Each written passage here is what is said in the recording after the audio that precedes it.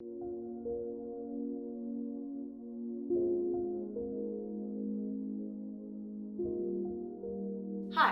my name is Mica, and I have always been interested in the out of the ordinary. For the last year or so, I have been dabbling in witchcraft, so I decided to take it upon myself to learn more about it and its culture in Calgary, Alberta. I am extremely excited today to learn more about witchcraft, the different practices, and really understand why modern witchcraft has gained popularity over the last few years. The first witch I talked to was Leah Taylor. She has been a practicing witch for the last 5 years, but she says she has always had magical inclinations. I work a lot with glamour magic, so kind of pulling in magical inspirations into my makeup or however I'm gonna dress that day, that kind of thing.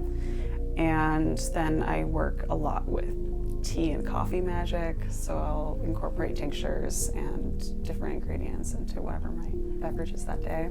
I do my fair share of sigil magic and tarot and crystal magic as well. Whether you're doing makeup or how you're dressing, that in itself is a magic that you can bring to your daily life. And the way you choose these things, there's already an intention there. So if you build off of that intention, then it's magic. Witches tend to have familiars of some sort of animal. For Leah, it's her 2 black cats, Lily and John D. Oh, we have a little cat. Yeah, this is John D. Base level familiar is an animal or like an animal spirit that helps you with your magic. As far as modern day, yeah, your familiar is basically, it's come to be the animal that can like come in and out of your magical circle and like not interfere with the magic, not break the circle. Before I move forward with learning anything more about witchcraft, I first want to learn about the history and of course the witch trials. The more I research, the more I read, the more that there's all these different levels to things like witch trials where it's such a complex animal and therefore it's so interesting to read about and work with.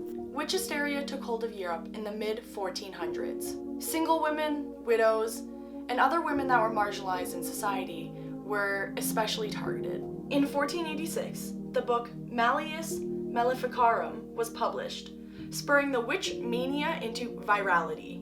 The book, which translated into The Hammer of Witches. It was essentially a guide on how to identify, hunt, and interrogate witches.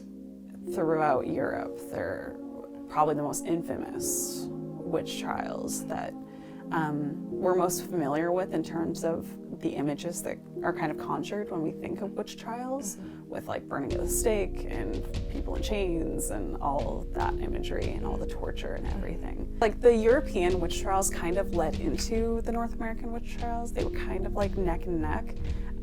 One thing to remember with witch trials is generally these people were witches. They feared witches.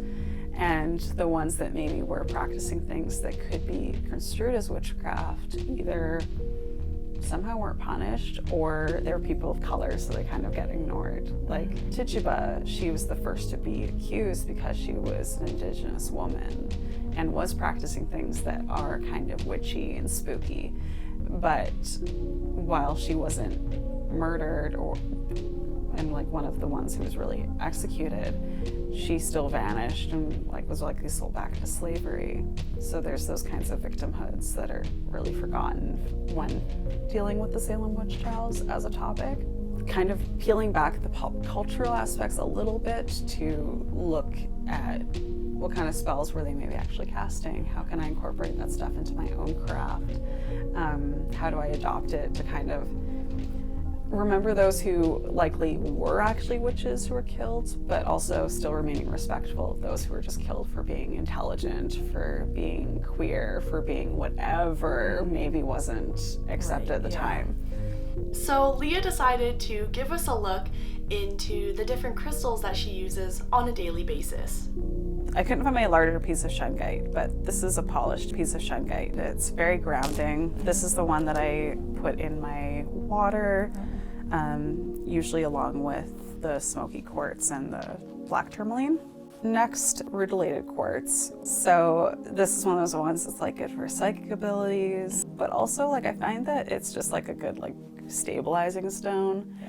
This is one I've been keeping in my backpack lately. One of my favorites for Mercury retrograde is honey calcite.